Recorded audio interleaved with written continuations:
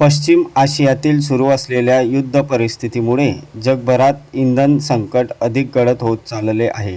वाढत्या इंधन दराचा परिणाम भारताच्या अर्थव्यवस्थेवरही होत असून परकीय चलनाचा मोठ्या प्रमाणावर खर्च होत आहे.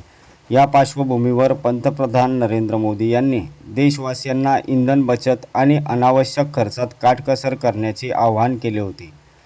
पंतप्रधानांच्या या आवाहनाला आता महाराष्ट्रातील मंत्रिमंडळाकडूनही सकारात्मक प्रतिसाद मिळत असताना दिसत आहे.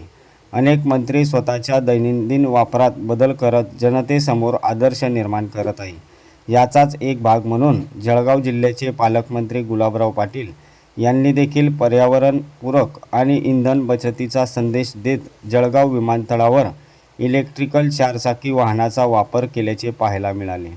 इंधन बचत, पर्यावरण संरक्षण आणि आर्थिक शिस्त या तिन्ही गोष्टींचा संदेश देणारी ही कृती सध्या चर्चेचा विषय ठरत आहे.